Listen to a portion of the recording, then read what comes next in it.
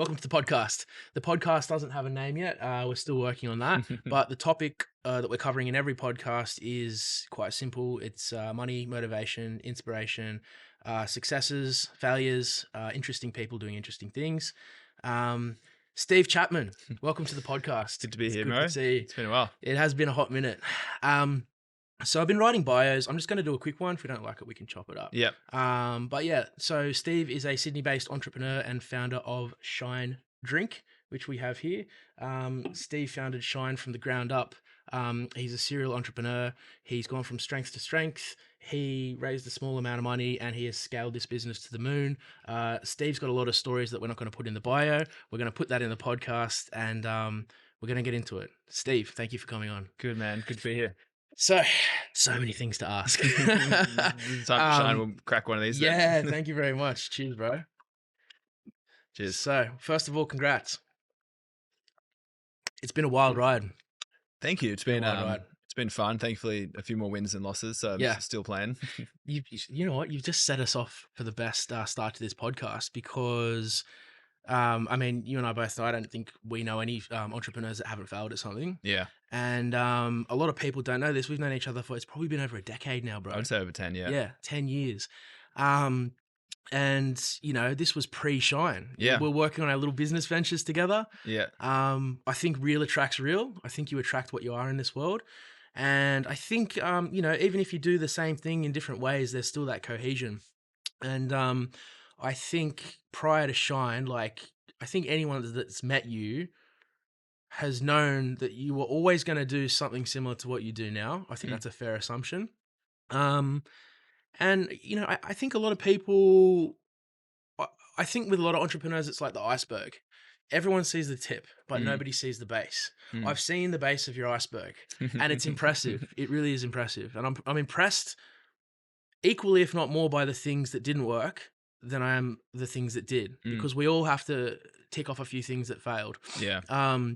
I remember I was working on my like little recruitment business, and from memory, one of your first ones, it was almost like you invented Facebook Marketplace before Facebook. Yeah, actually, a couple of people have said that recently, and I've never said it and claimed it. But did I kind of nail what it was? Yeah, it was Facebook meets eBay. Yeah. It was Facebook Marketplaces 12 years ago before it came out, and then ended up getting sued and shut down by Facebook. Bullshit. Yeah. Okay, ladies and gentlemen. Before they launched it, yeah. So I wasn't aware of this. Yeah. So let's start. So yeah, mate, first of all, it's been a pleasure for all these years and you've been very supportive of me and, you know, I hope I've been helpful in any way possible. Yeah, I think we always support each other from afar. I agree. I think, as you said, it's like my definition of success these days is doing things you love with people you love. And, you know, I love the game of entrepreneurship and I love doing that with good people. You know, it's so funny you mentioned that, bro. I read your bio the other day in LinkedIn. I just stumbled across it and I read that as the first sentence. And I was like, man, that's perfect. Because that encapsulates what life's all about. Yeah. And it's been a journey for me to stumble on that. And I did think for the first 10 years, it was more about the money and the status and the entrepreneur. We both used to think that. Material success. And, you know, that would bring me happiness and ultimate satisfaction. And it's cliche to say, but there's a lot outside of the game of just business that I think brings a lot of purpose and meaning in life. And for me, the best way I could summarize it was doing things you love with people you love. And it forces you to kind of filter goosebumps, bro. Look at that. it forces you to filter, I think, two parts of your life. One is who you're doing it with. Like, what are the true people? If you look to your left and look to your right, like, who are the people you're surrounded by? Are they people you generally love? Are they people you are like in the game with you? Are they people that ultimately are wanting the best for you and you want the best for them? And then secondly is, what are you actually doing? Are you showing up every day and living your best life and living your purpose and ultimately giving as much value to the world as possible? And I think those that aren't, let's say, doing things they love, ultimately are going to create the most value and therefore the least impact in the world. I think two things in what you just said. Pardon me. Number one, doing things that you love. I've noticed that a lot of brands that I have and that you have and a lot of ventures that we both own, they're reflective of who we are. You know, like you always were a growth hacker, an innovator. You were constantly talking to me about ideas of just how to be cognitively better before Shine. Yeah. Like, are you aware of this? Yeah. So it's almost as if, Nootropics and you're like, I've got this new way where you can optimize how you think, and I've come up with this new way to like hack into a different part of the brain. people might not know this, but that like element of you, that's really like that kind of for a double entendre shines through in what you've done Yeah. with your product. Well, one of the, let's say failures, but I would call learns. Like ultimately, everything for me is a win or a learn. And thanks for that's the name of the podcast that we end up launching on Shine. But one of the learns early was actually selling healthy energy drinks. This was 12 years ago, 13 years ago. Right. Which funny enough, I'm still selling healthy energy drinks, but that was a network marketing business and pyramid schemes. And so you were selling other people's energy drinks. Yes. Yeah. Right. This is 13 years ago. It's called Verve, a company called Vima, which is eventual vitamins, essential minerals, mangosteen, and aloe. What happened to them? It was confirmed a pyramid scheme. Yeah. And it got shut down, and I lost a bunch of money and friends on it. I think I remember you tried to sell me a bottle. I would have, yeah. Mate, I don't give a fuck. I'll still be your friend. I think the thing is, bro, like when you're young, like you've just got to go through the fire and get your hands burnt a little bit. And like your friends are going to love you regardless. True ones will. Yeah, true ones will. And that's part of the journey. I almost describe it as if like, you walk through the fire and what disappears are things that you never needed anyway. And that dirty armor that comes out at the end, that's really what you needed all along. Yeah, and I heard this recently actually from one of my psychologists, which was fire has a cleansing element to it. Like fire burns away the backwood, burns away things that you don't need and don't value. And then it leaves room for new growth. Like if you want to grow a new forest, ultimately you burn the backwood and then all new things will grow. So I think sometimes it's good to have fires in our life. It cleanses away, what's not needed, and it makes room for what could grow. Do you find, circling back to your original point as well, things that fall apart? I've always said the people that were there for the struggle are the people that I want there for the success. Has that been a theme for you? Thankfully, I've had some really cool people in my corner for a long, long time, and that's been awesome. And I'm super grateful for that. I think some people heard this. It was like friendships are there for a reason, a season, or a lifetime.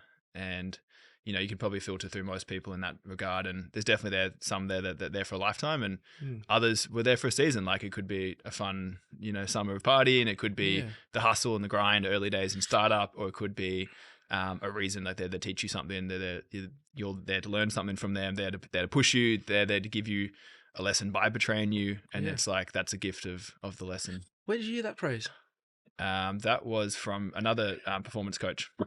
A public one? No, it was, I guess she's public. Yeah. A lady called Maura Rampola, and her and her husband started Zico coconut water, and then sold that to Coke for, lots of money, long time ago. So a while ago when I was starting Shine, I reached out to anyone in beverage that had ever started a successful beverage company in the world, not just Australia.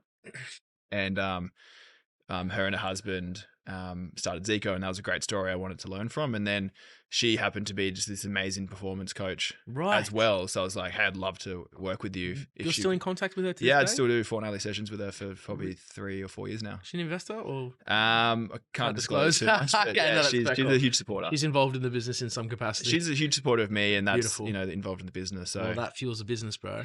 So let's go back to the start, because before Shine kicked off, there was Facebook. I wasn't even aware you got sued by Facebook. If it makes you feel any better, I'm having on, do you know Danny Chia? He's friends with Morello. He's an accountant. Yeah, I think so, yeah. So he got sued by Jay-Z. Yeah. There's a lot of people. The A to Z. Yeah. So I've been on the receiving end of some big 7-figure lawsuits as well. We're both still here. Yeah. It's a win or a learn. Yeah, that's it, bro. I say there's no losses in life, only lessons. And you rack up 1,000 losses. If you view it as losses, you'll be miserable. I kiss the ground every day for mine because I've got 1,000 lessons. You know? 1,000 ways it doesn't work. 100%. You can't get a degree for that. I want to know, because you're always going to do this. Like, I can't even imagine, like, unless it was a necessity at like 17, you ever entertaining a career or a job for something you haven't created. I think that's just in your DNA. I was at PwC. You were, sorry? I was at PwC for a couple of years. How long was that for? 2 years? Like 2.5 years, yeah. Was that when I was at investment banking as well? Yeah, I think so. Right. When we first met, I would have been at PwC, I think. But did you know that you were always going to like do something for yourself? Because I think we met when I was 19, maybe 18 or 19, and I'm 30 now. Yeah. And I was at PwC I was the youngest employee at Sydney in PwC. No, we met just before, because I remember you got the job shortly after. So it would have been my 18th birthday then. Yeah. So did you graduate, or did you? Well, I started PwC 2 weeks after I started finish my high school HSC, and I Wow. think you're supposed to go to uni for a year first. And then I convinced the HR person So you just went, to you let went me. from high school to PwC? Yeah, like 2 weeks after. I literally Really? finished my HSC, had a massive night, and then started like 6th of Jan, That's sad. and the HSC finished up whenever it was, late December or early November. How did they slot you in out of high school? The HR lady did mess up there a bit. Yeah. Because I just convinced them on the intake date, because I think you can ultimately, with high school, there's cadetship programs, which you go 2 years uni, 2 years work. Mm. So it's a 4-year program.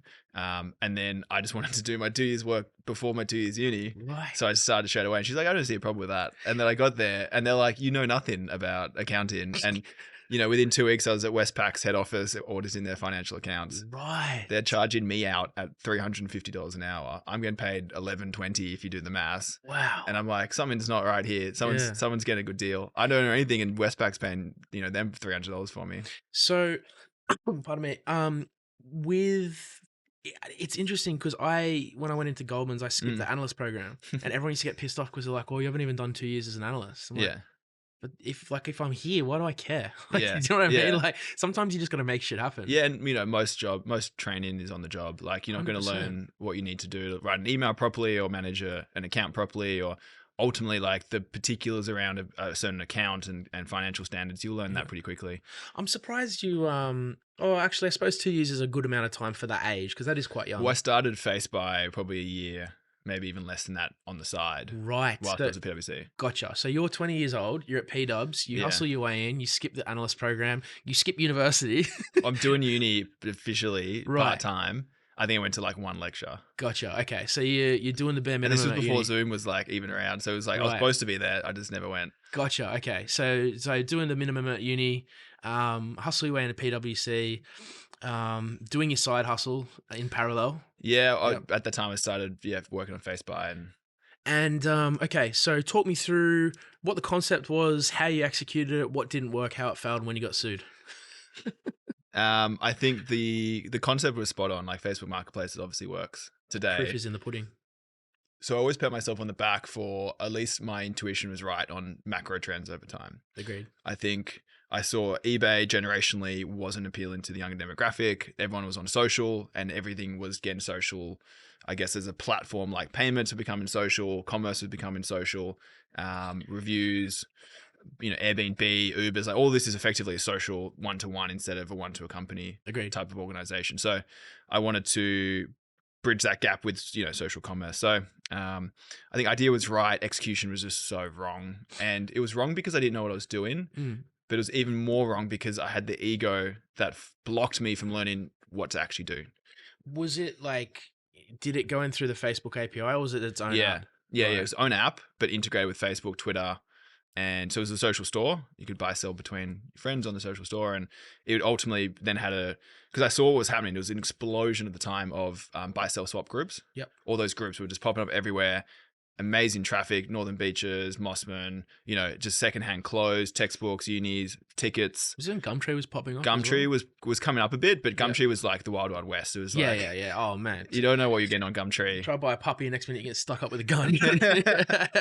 Exactly. So Gumtree, and eBay had bought Gumtree as well. So Gumtree had lost its, startup friendly, Right. innovation. It was just like now a free version of eBay was Gumtree. What year did eBay buy Gumtree? Oh, it'd been 15 years ago now. So I saw Facebook buy, sell, swap groups popping off. I realized that was where people were doing a lot of just quick, easy selling. And it was kind of locally based, like Northern Beaches versus Mossman versus Bondi. So I wanted to build like location based, then I built a payment system, so an auction, so people could actually, because people in comments on these buy, sell, swap groups would then auction up. You put a payment system integrated into the app. Yeah. So I had a payment system, an auction system, and localized like where it was versus you had in-house messaging. It had in-house rating. So then like an Uber, you could rate the seller and they could build a profile over time. And this is all inside the app. Yeah. Okay. And did you get the chance to go to proof of concept? Yeah, no, we launched it. It was one of the top lifestyle apps in Apple. We won awards for it. We had tens of thousands of downloads. It was I was rated as one of the top, 25 entrepreneurs under 25, and I was 20 at the time. And so there's like a lot of press, a lot of good public downloads, like the teasers and the ads and Facebook groups. It was me and girlfriend at the time. we would like every single night just sit there and we joined every single buy sell swap group pretty much in Australia. Right. And then anytime anyone posted in any buy sell swap group in Australia, I'll just message them privately and say, hey, I've just launched this new app. Love for you to download it. You could get more money for it because of auctions and payments, and it's a secure way to pay and blah, blah, and then send them a trailer. And I had Really? 20,000, 50,000 views for this, trailers. I had tens of thousands of downloads, heaps of. The problem was the app was fundamentally flawed from a payments, and trying to build a marketplace, if you know anything about entrepreneurship now, it's very hard. You got to build supply and demand at the same time, For sure. around the same article, same item, and the same location. Yep. So it's like at the time I need tickets to the Beyonce concert, someone's trying to sell a secondhand truck in Brisbane. Yeah. And then someone's trying to sell secondhand dress size 8 and someone's looking for a dress size 12 in different color. Like to try and match the needs and wants of people at the same time, same on buy side and sell side. Yeah. Very, very hard. So that became, I didn't realize that I was trying to go too wide. Every category, every location, just upload it all and hopefully they start meeting each other in the middle. Mm-hmm. My time again, I would have done very much more localized, specific. Amazon started just with books, like just own a category, like just do secondhand clothes. Keep it simple. Build that, and then just do textbooks, and just build these big categories, and just do Sydney, so then you can build some, I guess, traction and some mass to make it kind of viable. Do you think you went to cast the net too wide too fast? Yeah, massively. So you're just chasing numbers. Yeah, I was chasing downloads, I was chasing just people uploading stuff, but I don't think I reckon maybe 1 or 2 transactions on the whole thing. Well, it's a sugar hit, it's a dopamine rush, and it's an ego boost, and it's hard not to chase that because like the way you talk about it now, it's very strategic. It's almost like you've looked back, you've dissected it, and you've rebuilt it in your mind. Yeah. But at the time, when you got that energy, it's like, oh, we've got 10,000 downloads. Yeah. Who cares if they buy anything? Yeah, exactly right. And it's like the actual purpose of it was to transact and enable people's transactions, not to get as many people downloading my app, because I thought that would get me the ticket to the Bahamas and $1 million from Facebook. Yeah. But ultimately, people using it and getting value from it would have been way more a better strategy to optimize for. So I didn't know about this getting sued by Facebook part, bro. Yeah, well, I thought I was pretty clever calling it face buy because I wanted Facebook to buy me. Yeah. It's like calling it acquired by Amazon. Yeah, exactly. Amazon buy. Bro, I could have told you that was a silly idea. Well, mate, a few people thought it was right at the time. No one had the balls to tell me it wasn't. Actually, you know what? No. To be fair, it's easy to say that in hindsight. Yeah. Like, it does sound like a cool name. I just think, like, given we've both faced down litigation and whatnot, like, it's kind of, you tend to calibrate towards caution now. Yeah, well, I think a little bit more. And I think back then it was like high risk, high return. It would get noticed, which it did. Yeah. So I got on the radar of Facebook's legal team, just not the M&A team, more their cease and desist Did trademark. they have, were they using White & Case, the law firm? I'm not sure who actually sent the letter. I could dig it up in the records. I've just been to court with Facebook many times, so I happen to know their lawyers on a first name basis. Oh, no. Yeah, it's a multi-billion-dollar LA-based law firm. Because we've got a big influencer book, so we're constantly getting in battles with them. Yeah, shout out surprised. Facebook legal team. No, well, we go pretty hard because like influencers can be quite lucrative. So when they like start messing with their pages and whatnot, like it does hurt our revenue. So. Well, I'm kind of the same as you. Like, if I want something, like, I get quite passionate about getting that thing. And if I want them to be accountable for, like, tanking a page of someone who said something they don't like, I'm kind of like, no, we're going to actually pursue this. Yeah. Was it just a cease and desist or? It started as that and then it escalated. Then they shut down my app. They blocked the integration. They deleted my page. And I had, this was organic. When this was 100% reach on organic, I had 20,000 plus, likes on my fan page. Bro, isn't that such a ruthless mafia approach? Yeah, it was like, we're going to send you this letter legally and then we'll fight it out for 6, 12, years. And in the meantime, we're going to shut everything down so you got no value anyway. How did it feel to kind of be in that David versus Goliath position? I know now I look back and go, oh, I got sued by Facebook. And like, that's a fun bar joke. But, at the time it was just dark, man. It was not fun. It was depressing. It was anxiety provoking. It was. It's an ego hit as well. It was like, I artificially built up my ego before this, it was through school, mostly because I got bullied a bit and I wanted to just protect myself from bullying. So I developed a bit of an ego, like I didn't care.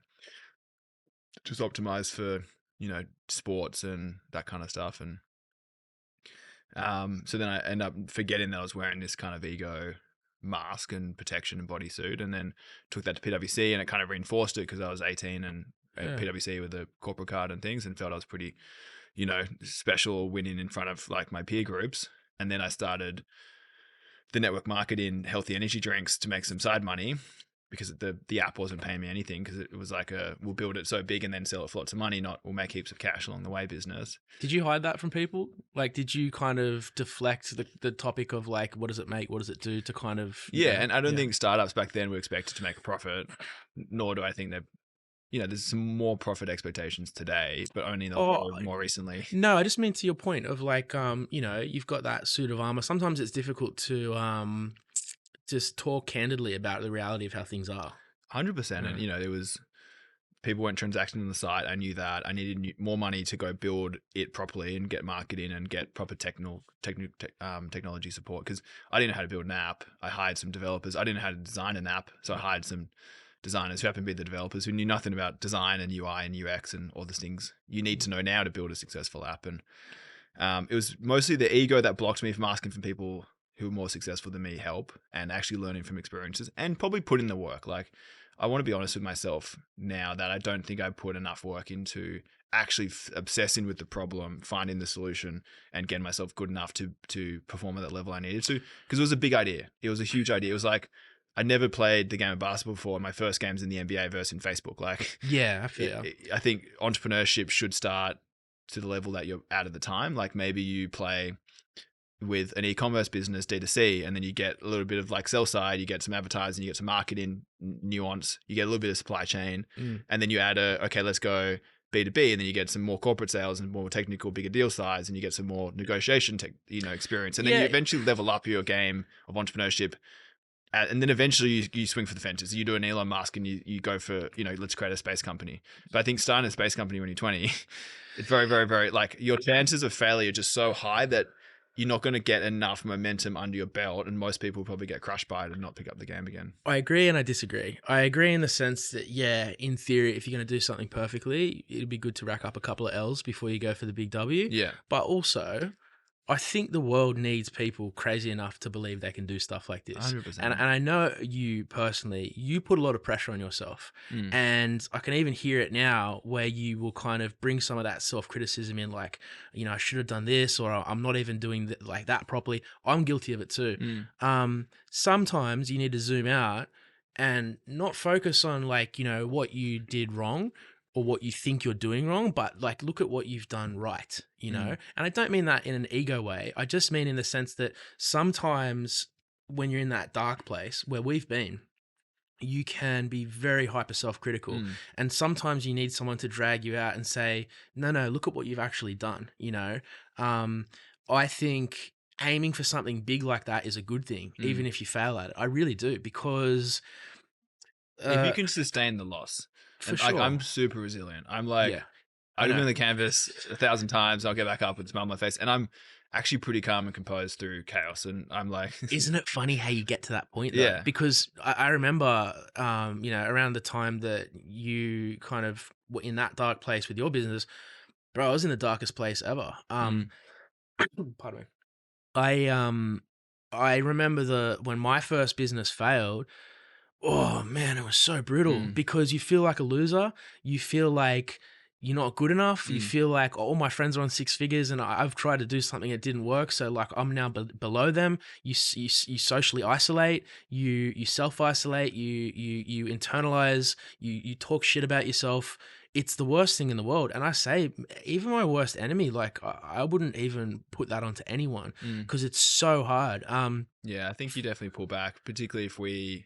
And I did traditionally massively identify with success, and my self-worth was very much linked to my net worth. And then it felt like I'd left PwC, dropped out, wrote a 16-page letter to my parents to actually leave it, dropped out of uni, walked away from what would have been a very safe, privileged life of, I've got friends now who I started with who are now partners earning, $500,000 plus.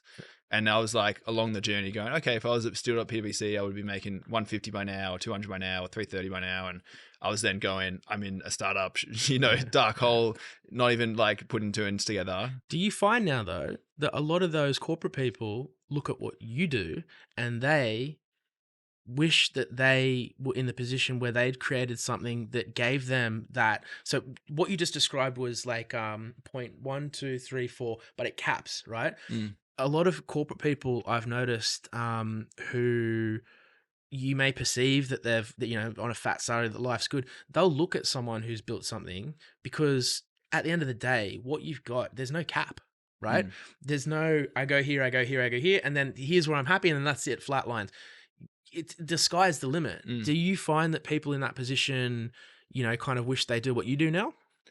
I don't want to like philosophize too much on what others want. I feel I can talk from my own experiences that I did that. I was sitting at PwC when I was 20 or 19 I was reading, Branson's biography, and I was like, that's what I want to do. Like Branson, I read it first book cover to cover, and I never finished a book before in my life because I just wasn't interested in the topic with Harry Potter or Lord of the Rings or whatever it is. Which book was it? Because he's got a few. It was Branson. It was by Tom Bauer, I believe, was his biography. And I picked it up and just lit me up. It lit me up around his, early days with his magazine and just kind of student stuff and just building the Virgin brand. And then I was reading, at the time I was sitting in an office. I've got a Facebook post on it on Facebook, where Zuckerberg, who's 26 years old, had just created Facebook and it had just got to 1 billion users. And the guy's 26 and he's created something that 1 billion people in the world are using. Yeah. And I was posting about it on his app. Yeah. And I was like, that's cool. I want to do something like that.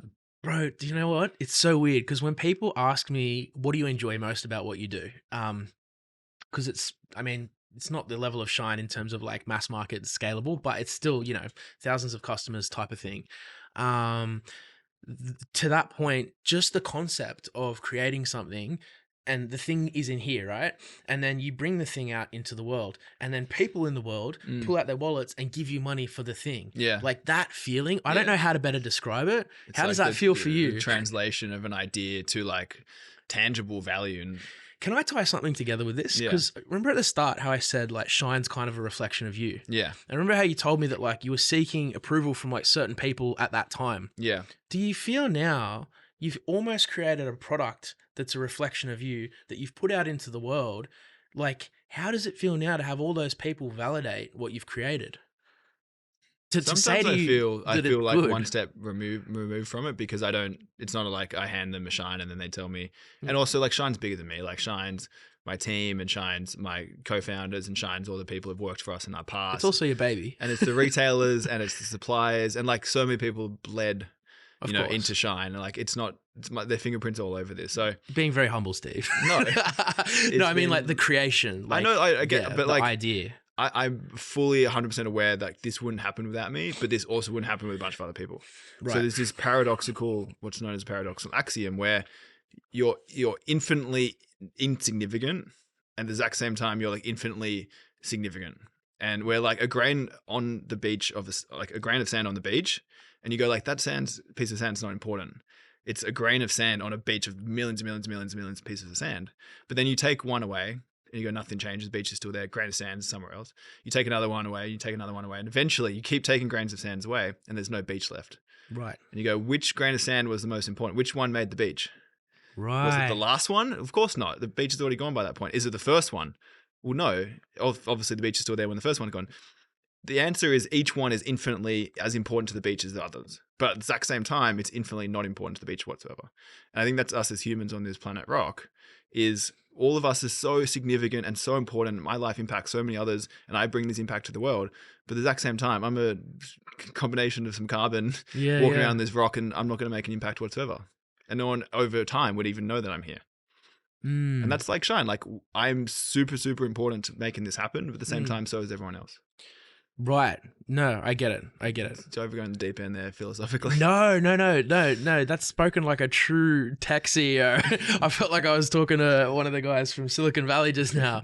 No, because it's very, because that concept can invoke different types of emotion, right? Because it can invoke inspiration as being a part of a collective, but it could also invoke depression in that, like, you know what I mean? Matter, yeah. I believe we're all on the brink of destruction. Yeah. And it's like, we know the song ends, but we still enjoy the music. Yeah, I feel... And I think the awareness of death and impermanence is important because you then appreciate the moment and the beauty and everything we have right this very second. Yeah. is all there is. Yeah, I think I like if I look at that, my view on the world is like, yes, we're insignificant, but even if it's in a small way, like my objective is just to come in here, have a bit of fun, leave it better than when I came. Yeah. That's my view. But I think that's the thing. I think that's the beautiful axiom about it, or the you're like the most important person in the world. And that is equally as true as you're the least important person in the world. And they're both true. And I think just having the awareness of both ends of the spectrum and playing within the two is what's important. If you think you're the most important person in the world and act like that all the time, then you're a bit of a dickhead. Oh, yeah. And if you think you're the least important person in the whole world and you're a bit of a sad person, Yeah. and that's also because they're not true, but they're equally true at the exact same point, and we live in the flux between them. Where did you get this concept from?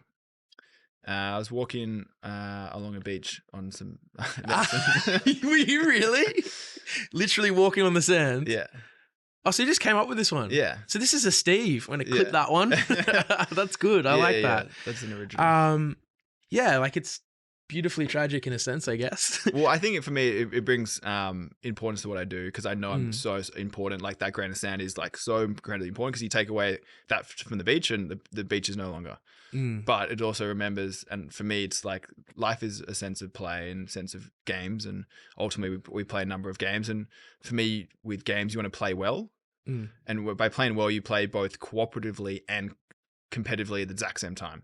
So you and I both agree to the rules of this game. We're playing cooperatively, which is, let's say we go play beach volleyball, and then if every time I hit it out, I think I get a point, it's game over pretty quickly. It's not very fun. At the same time, if we're not playing competitively, and if every time I hit it to you, you just let it hit on the ground and I win 21-0, also not very fun. I'm not going to play with you again. Yeah. So there's this beautiful progression of gameplay, which is we're sticking to the rules whilst playing to win, and we both equally then get better and better and better and better, and that's like the beauty of games. I think that's the same for business, it's the same for relationships, it's the same for friendship, it's the same for sports games on the weekend. It's, as young kids, I think we get socialized to play, and it's one of the most important things in adult development is learning how to play. And as soon as we forget that we're playing, that it's a game, we're playing cooperatively and competitively, and we think we're the, let's say, character in the game and not the person who's behind the scenes playing, then we can take things a bit too seriously sometimes. Yeah. No, I see it a lot. I see a lot of people who take things too seriously. Yeah. And sometimes you got to pull them back a little bit. To that point, I think I genuinely believe, and I think you're evidence of this, as am I, that we are the architects of our own environment, and we are also the product of what we create in terms of who we surround ourselves 100%. with. You surrounded yourself with some very bright minds who I've had the privilege of knowing as well, and I think you're a product of that. 100%. Talk to me a little bit about how the people that you've chosen to surround yourself have shaped you, and let's start with that because I think that's important. Yeah, well, we're such social creatures, right? Like we have these mirror neurons inside of us that we're literally always just looking around going, what's that person doing? What's that person doing? What's that person? And am I like fitting in too much? Am I not fitting in enough? Like it's like our biggest fear is ultimately at a group level and a tribe level, we don't fit in. So for me, just surround yourself with the right people. You subconsciously, your brain's just unconsciously learning and adapting and upgrading if you're in the right environment, or downgrading if you're in the wrong environment. So very early on, deliberately, it was like, okay, who are the people that I want to be subconsciously upgrading from all the time? And people who elevate you. Yeah, I think you want to be the dumbest person in the room. And I don't think that just in let's say, intellectual level, but I think you can learn something from hopefully a lot of people, like emotional intelligence, social intelligence, gameplay, personable skills, but also maybe intelligence, maybe business skills. So for a long time, I just optimized for business and entrepreneurship success. So like, I was like, just entrepreneurs. Yeah. I just need to surround myself with successful and super successful entrepreneurs. It's kind of, isn't it weird though, to that point? Like, it's almost as if now, like if you just look at us just in this room, like it's almost by default, we're surrounded by people like that, because it's like, we don't really choose it at this point. It's just what happens, you know? Yeah. People come to us for advice. People come to us for participation. Like it goes from that point of being the architect to like the law of attraction almost. Yeah, 100%. Like, is that what you would call it? Yeah, and what we put out is what we'll get back. And yeah, I think some people, and this is unfortunately sometimes what happens with the paycheck, is you do the work and then you get paid. And I think people forget that is you do the work first. Okay, you put value out and you do things, and then you get the rewards from it. And some people don't want to do anything until they get paid. Yeah. And some people just will go, when I get paid, then I'll go do this. When I get the promotion, then I'll start working harder. It's like, no, you start working harder, then you get the promotion. Yeah, and but I that's think hard to instill in people sometimes. very hard because it's a fear-based, what if I don't get it? Then I've Yeah. just wasted this time. It's like, well, what if you don't get it? But that kills so much potential in people. Yeah. And I've seen it, and it's tragic. And I've been saying to people lately that I honestly think for me, and I don't know about how it is for you, I found like, I would say 9 out of 10 people that come to me for advice don't execute it. Yeah. I would honestly say 1 out of 10 do. And not to like, suck myself off here, but that 1 out of 10, they're all incredibly successful. Yeah. Incredibly successful. Yeah. And the 9 out of 10 that don't, pardon me. So, let's say someone, well, I was just going to say, they come up and they say, what do I do? 1 and 2 on a Friday. Oh, I'm depressed. Did you do 1 and 2? Oh no, try it Monday. Okay, I will. Yeah. Come back Monday. I'm really depressed still.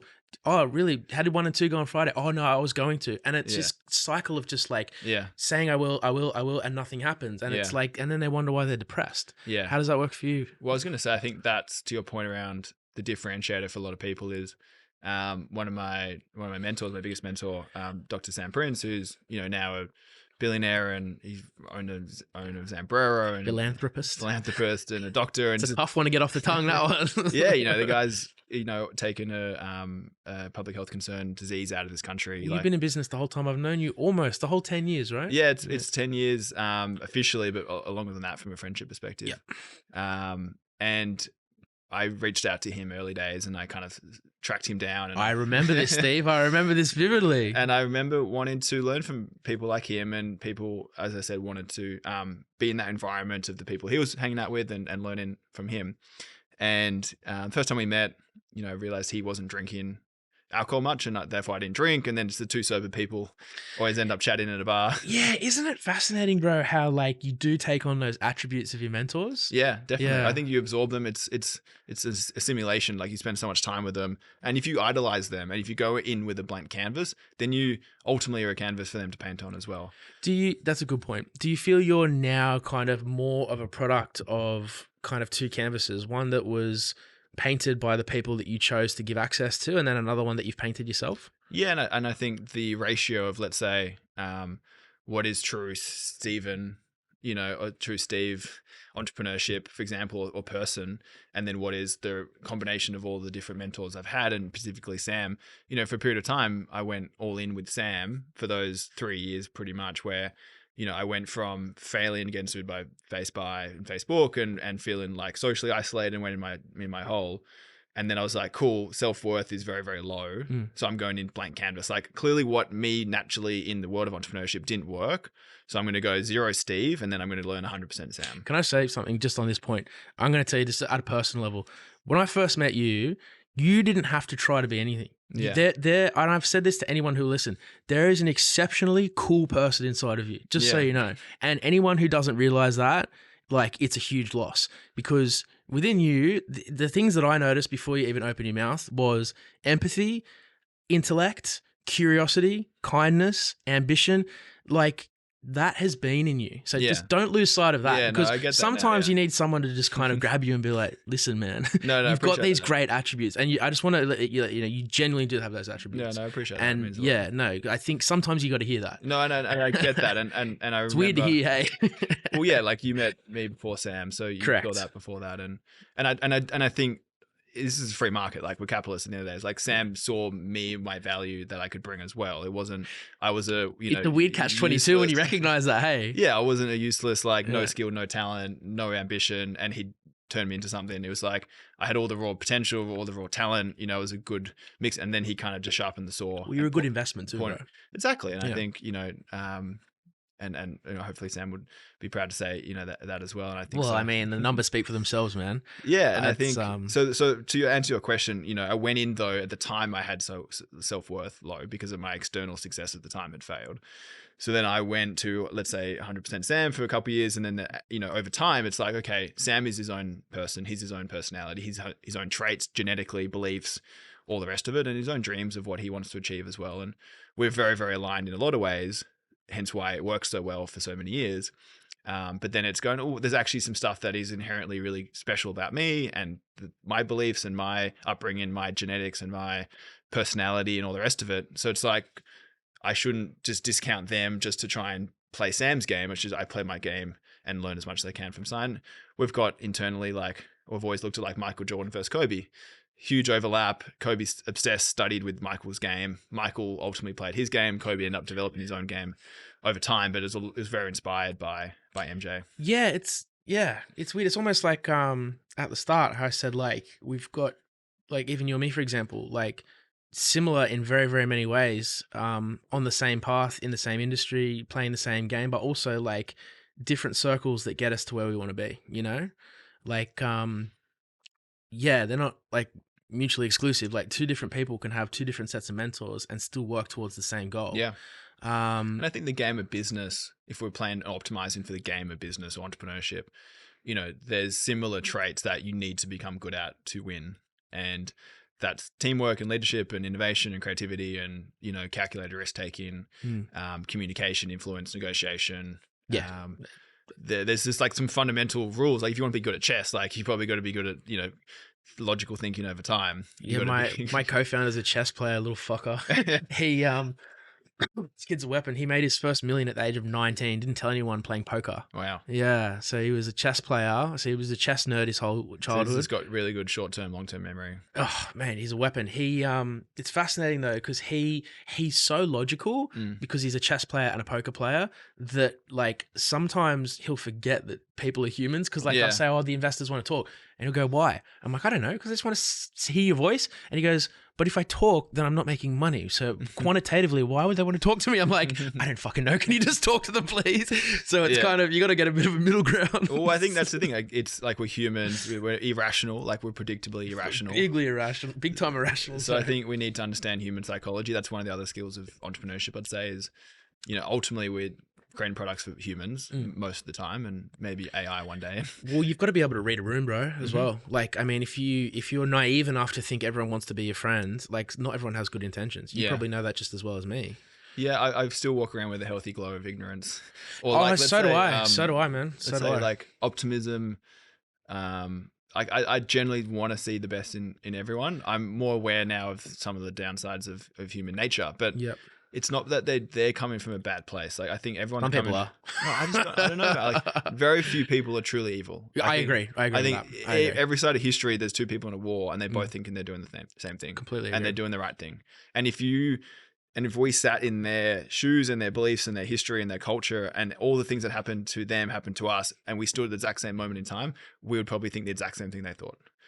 So it's like everyone came to that belief not from their own accord, but because of all the combination of everything around them up to that moment.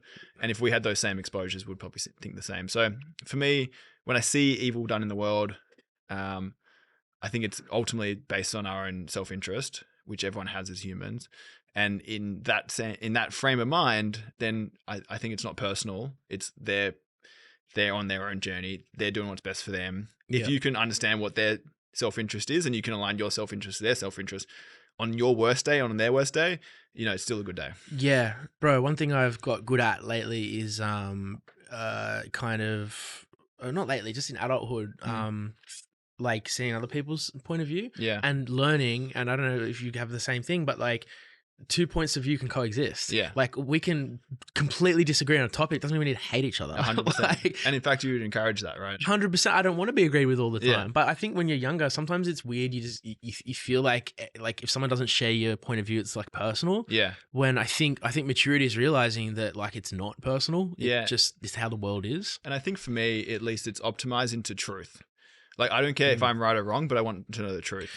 Yeah. And then that becomes, it's not my personal view. It's a view that I hold. Instead of my view, it's a view. And then suddenly I've detached my identity to my view. It's a view that is currently a thought generator in my mind. And I can pull it out of my mind, put it on the table.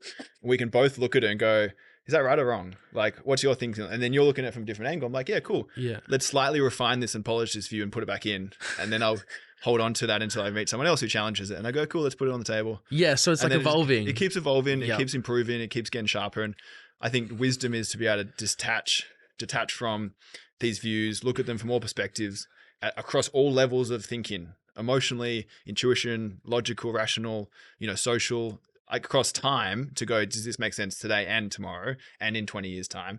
And if you can wrap all those perspectives, like, I think that's true wisdom. Yeah. And you can't be like on one side of the fence looking at the view if you're going to try and get all those perspectives in it.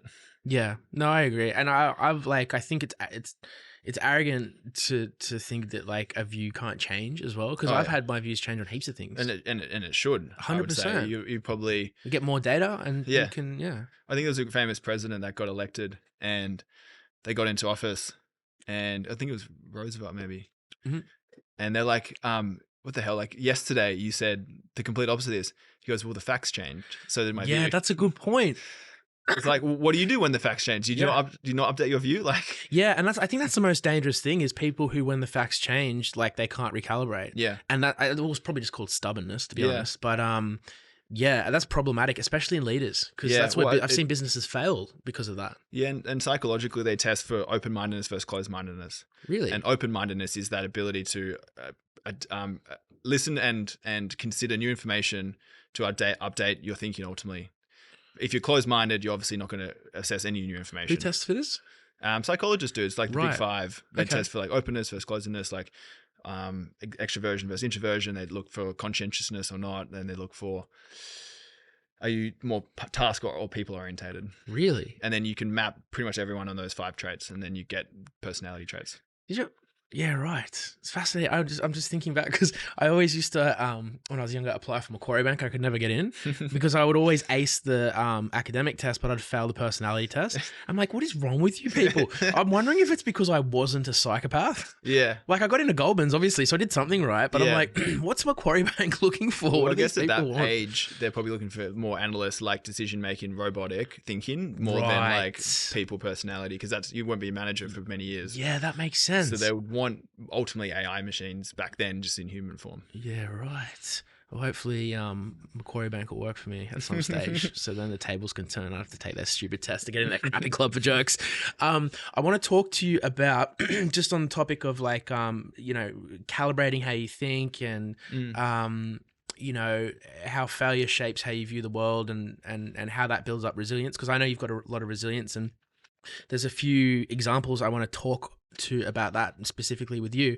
When it comes to where we are now and failure versus success, and I've had this like reshaped view where I'm so less afraid of failure now because I think the reality is when you've done a thing right and you've achieved that, even if you fail after that, you can't undo the original achievement. Yeah. So it's like if I've made $1 million, right?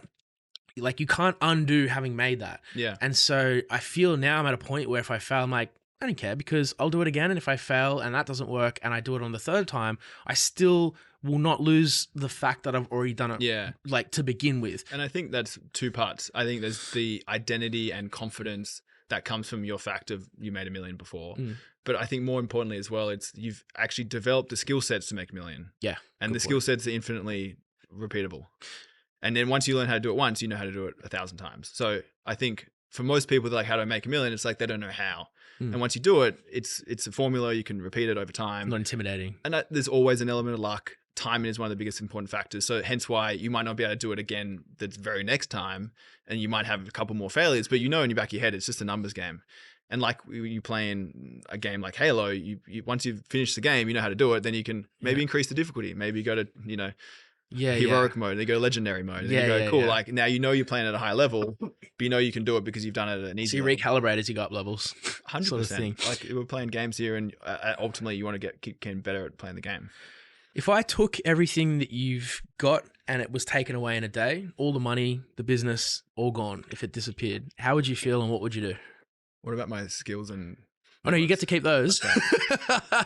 No, I'm just going to take all the money and I'm going to take the business. Let's say a new government's come in, we've seized it because there's been I don't know, we're anti-Shine now. Yeah. And so we've taken all the money, we've taken the business. All you've got is 2 feet and a heartbeat and what's in your head.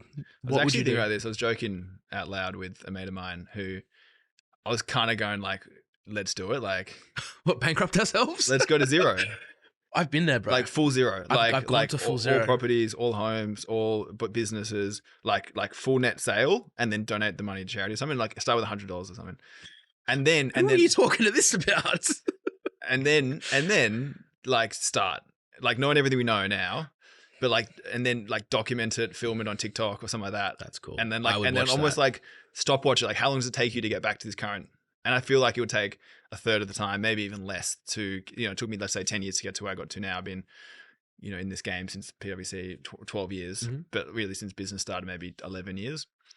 I think I could do it maybe in 3 years. And it'd be fun. It'd be really fun, like from a game perspective to do it. Practically speaking, there's a bunch of people in my life that would, be pretty shitty if I did that. Bro, the way you answered that question was so perfect. I'm going to translate that into like a dumb version of an answer. So I've just said, I'm going to take away everything. I'm going to take your business, your money, everything. You're going to lose it all. You've basically just given me a story which said, I wouldn't give a fuck. It would be fun. I would enjoy it and it would be cool. And I'd film it. And I'd probably document it, which you'd get millions and millions of So that's your answer. TikTok views for it. Click that one. But that is so cool. Isn't it weird? Like, could you imagine talking to 20-year-old Steve who's sitting in that dark place, beating himself up and say, man, in 10 years, you're not even going to give a fuck about this because this is going to become so easy that like, it's going to be hard to get to the point where it becomes easy.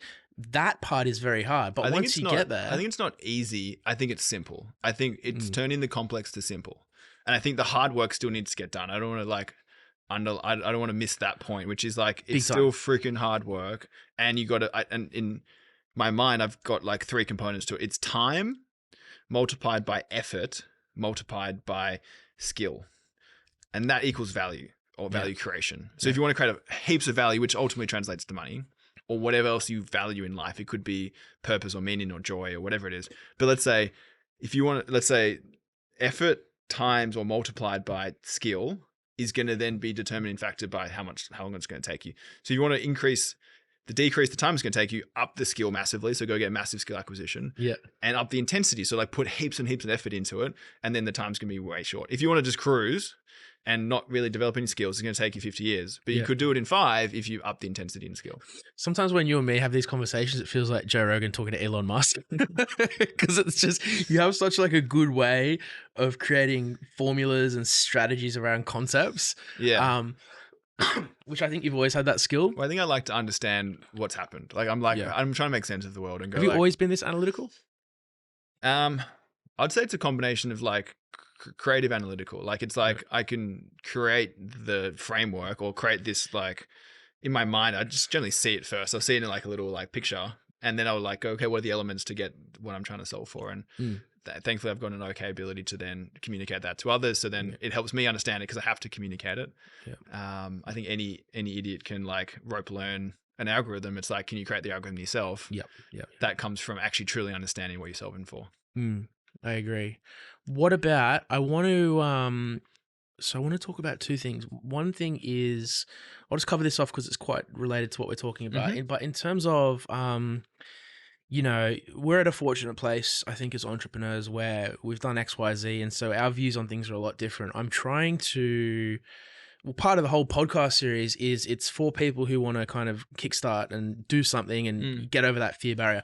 I mentor a lot of people who, I'll have to talk them through like overcoming fear, overcoming doubt. Don't beat yourself up. It's okay to fail. You need to embrace it. Like if we step back and kind of assume like, you've let's say you've got a different view to post creating all these businesses and all these companies, like, what's your best advice to people who are in that dark place and they are isolating themselves, they're going through a hard time, they think nothing's going to work? Like how would you talk to someone in that place now?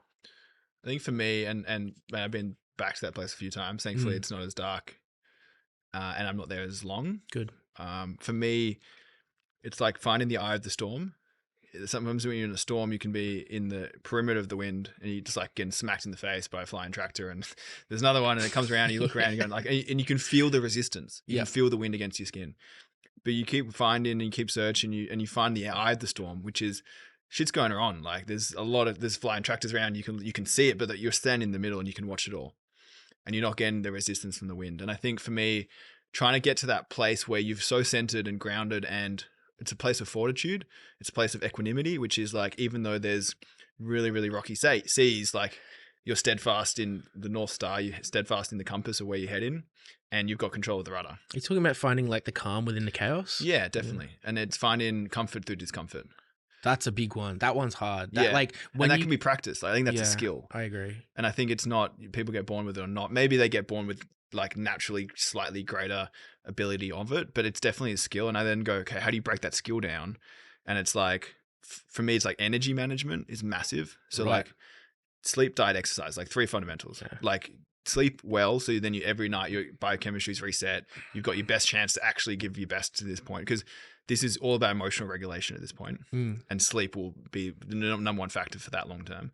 The second is diet. Like, are you actually fueling your body with Shine and Nootropics? But also, you know, like actually fueling your body with enough proteins and macros and energy to actually then go and do what you need to do. And then third, exercise. Like, there's no better biohack. I cannot agree more, man. Than exercise in cardio and weights, you know, once a day for 30, 40 I've never minutes. forced myself into the gym and walked out saying that sucked. Ever. Yeah. In my whole You life. never regret it. No. It's never a bad idea. No, now it's an ice bath and a 100%. sauna. Yes, mate.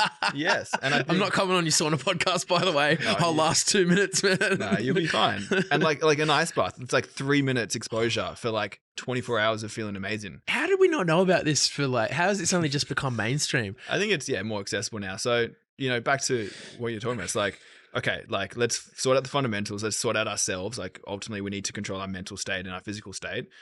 Physical state is going to be sleep, diet, exercise. Mental state is going to be then around, I would say, something like a meditation, something like a mindfulness practice, where you can go, I'm not my thought, so I'm not going to attach to this negative thought over time and let that force it. And then once they're kind of like centered and there's a calm, you're going to be in an amazing place to then go and deal with the chaos of what's next. What about the element of, because sometimes when you do have sleep, diet, exercise right, there is still that, like, it's easy to do it, but there's still that negative thought management. Yeah. Like for me, it's just, to be real, like I've always relied on my mentors, because I don't have much family. Like similar to you, I've always attached to people that I admire. And so when I seek input from them, it makes me feel better because someone I admire is telling me something designed to make me feel better. And so I listen to it a lot more. Yeah. Did you find that helped when you're in that place at all? I think I'm actually not as good as this as I'd like to be, because what I fear, and this is something I'm still working through, is I go to the mentors more when everything's great. I'm like, little bit of a pat on the back. Okay, cool. There's enough here for me to build on. And I'm in a good place to then give them all my energy, give them my time, give them my skill set, give them and learn from them and take their advice and really apply it and then show them amazing work what they've done with it. I often go more insular. I go like, I've noticed that inward when times aren't good. I'll go like, I'm actually sometimes not good again back to people. I'm like beating myself up about it, because I'm like, oh man, like I want to, but I reach this like, no, I need to get myself sorted first, so then I can help them, support them, serve them. Like I need to serve myself sometimes first. And it's tough, man. It's an irony, or it's like, it's annoying, because I'm like, I know they can help me. Being social or being open and stuff like that will help me, but like to just try and open that front door sometimes is hard when, like, if I open the front door, there's a snowstorm out there. Yeah, man. Metaphorically speaking. I remember when I was going through that dark place, you've just like brought something up for me, which was I've not talked about this before, but I'm similar, and I think it comes from when you're a leader and you're a CEO. You're constantly seen as like you've got to carry the world on your shoulders. And like we all go through stuff, and I'm not saying like I don't like to overshare and I don't like to burden people, but sometimes I put so much pressure on myself to like hold up this perfect facade, because there's so many people that depend on me. Yeah. Where what I had like a really dark of the dark, and I would just message my best friend. I'd be like, hey. And she's like, hey, and then like that's all I would say, and then 2 days later I go, hey, and she's like, hey, hi, and I'm like, and on a Friday, I'm like, hey, and she's like, hey, what's happening? And she's like, why do you keep messaging me? Hey, I'm like, oh, I want to tell you how fucking shit everything is, but I can't. So I just message like, hey, yeah, man. But like, sometimes you just got to even force yourself to do that. Yeah. Because it's shit, bro. Like you don't want to say, oh, fucking business is shit and I failed at this and this isn't working. Yeah. And, you know, I've got no support network and money's dried up and I've got no one to help me and I'm fucking all on my own. Everything's shit. I can't say that because my ego won't let me. Yeah. So I'll just ping her and just say hey all the time. Yeah. It's hard, but I've done what you've done, and it's not. Yeah, it sucks. Yeah, it's practice. And I think for me, I like to serve. I like to help other people. I think that's one of my driving forces. So when I feel like I'm burdening people, when I feel like I'm not giving them energy, giving them life, giving them shine, like that's how I like to view up and show up in the world. And if I don't have that energy internally, then I can often close down a bit and go insular. Do you think it's like a Superman complex or something, like a Batman complex? Because it's like, yeah, I get the sound. It even feels good, man, just to hear someone else that goes through the same thing. Because I'm lucky as well. Like I'm fortunate. So my mentor was my best mate from high school. And when I am in that place, like, man, he will just like break the door open, rip me out. He's like, nah, because he's like, I can't invest into someone. I can't have someone on my team who's in this place. He goes, I'm going to drag you out. You talk through what's happening. Yeah. We're going to fix it and we're going to get back in the ring. Yeah. I'm so lucky to have that. Yeah, like, man. have you ever had anyone who's been able to drag you out, whether intentionally or unintentionally, at that place? I think for me, there are some select people who I guess I trust with my deepest, darkest vulnerabilities. And unfortunately, it's not a huge amount of people, but coaches, I've got 2 coaches I've worked with for many years that will be there, like, as I said, fortnightly sessions. Is this the girl that you gave me? Maura's one of them. Yeah. Another guy called Jono. What's her name? Maura. Shout out Maura.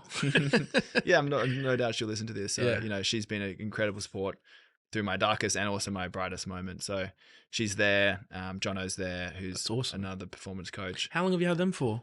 Jono for a couple of years, but I've known him for 10 years probably. Right. More for 4 or 5 years, maybe 4 years. Really? Yeah, like weekly, fortnightly sessions kind of thing. That's a kind of.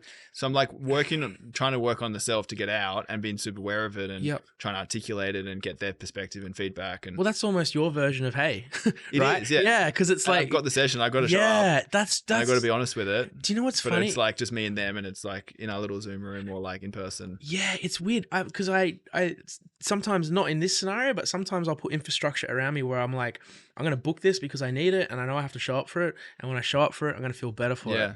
It's like a PT session, right? Like, if you're paying for a PT session, you're going to be there. You're going to get the gym on time. You know it's going to suck. Yep. They're going to push you through, even though if you don't feel like it. They'll be smart enough to adapt the program a little bit. But I think there's a difference between I'm going to go to the gym on Friday and there's a PT session at Friday at 6 a.m. Yeah. No, that's a good point. So it's kind of almost as if like if we're giving advice to people in this, like, because as an entrepreneur, it's not, everyone's going to go through darkness. Like it's impossible not to go through. It's almost like, my advice is just, even if it's minimal, just send something to someone, Yeah. Like, but it may seem like such a small thing, but that's my mechanism to get out. And if you're not capable of that, it sounds like your alternative mechanism is to just get something booked in the calendar, something that you need to be there for. I think like I would say they're professionals, so that's helpful. But I think maybe even mine are very not professional, Steve. a friendship. I don't like giving advice. I'll share my experiences of what works for me. I think that's one of it. And then the other one is I've got a group of entrepreneurs for the last 5 or 6 years now. It's an entrepreneur network called EO, Entrepreneurs Organization. Are you one of the founders of this or a chairman? I was the president actually of it. How long did you co-found this? No. It's been around for like 40, 50 years.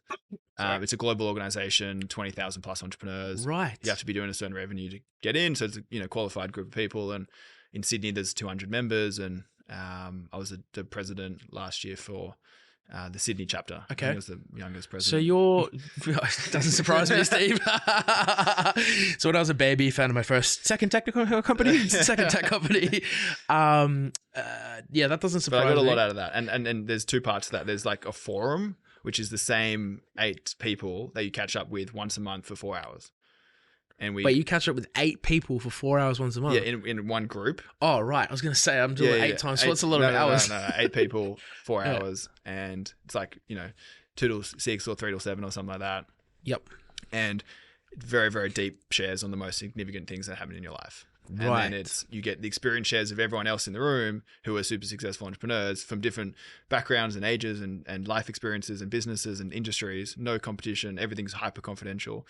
And then you get 7 amazing experience shares to go, wow, that worked for you through this time. Hey, that was an interesting book that you read when you were going through something similar. Oh, that's what I might face in 2 years when I get to that level of business or family or something. So Right.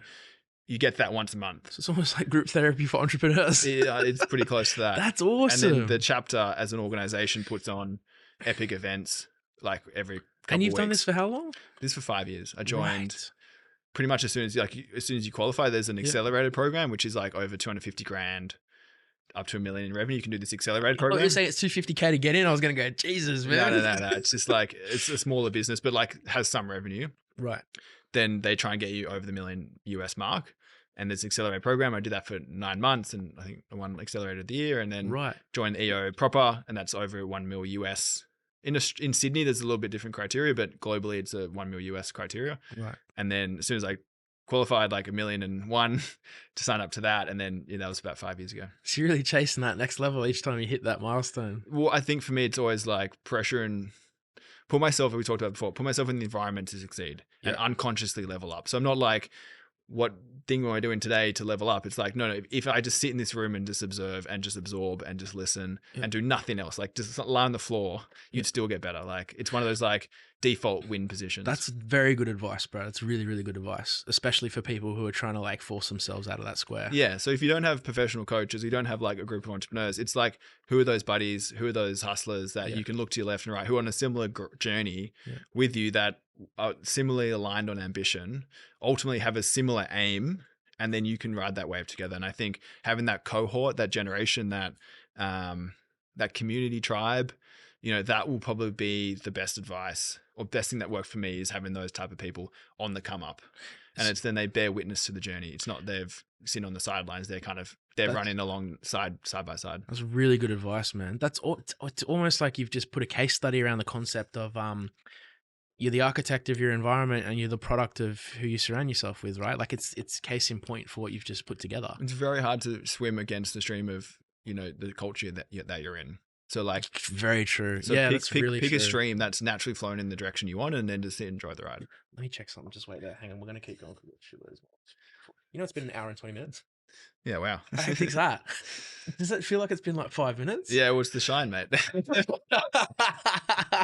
I'm so glad we're sponsored by this wonderful company. This podcast brought to you by Shine. Bro, that's a good segue, because there's a few things I want to talk about this. Yeah, so, I've been very fortunate enough to have known you for a long enough amount of time to have watched this from start to finish. And I think there are two things that impress me with when you started this. And it might not be what you think. The first one is, this started with just a single drink. Just a single delicious little drink. Yeah, a little shot. Yeah, just a little shot. And I used to smash them, bro. Yeah, you loved it. I would get a case and I'll be there, because I would work like 20 hours a day, but bang, shine, bang, another shine. So it started out with just one product. And, obviously it's in stores all over the country now. But it also started with that kind of street hustler mentality where you were just like, and correct me if I'm wrong, but you were just getting like uni students, giving them a target list of stores, and they were just gunslinging. Is that right? Well, even Store before to that, store. it was one cafe at a time. It was like, let's get this one shot on this one counter. I remember. And then just going, is it going to work? Like, is it going to sell? And kind of juxtaposition that with how I started FaceBuy was like, everywhere, everyone, let's get it all on. This was a very like targeted going, we need this type of consumer in Sydney CBD to be drinking it in this type of store. And then don't do anything else. Don't do marketing. Don't do anything else until we know that this store is going to sell 7 units a week off a counter if we put it there. Can I tell you something? So I'll sometimes use your business as a case study for entrepreneurs, some older, some younger, and they'll have these businesses with a whole bunch of products and they're trying to scattergun and do this, that, and whatever. And I say, listen, there's this company founded by Steve and they started out doing this.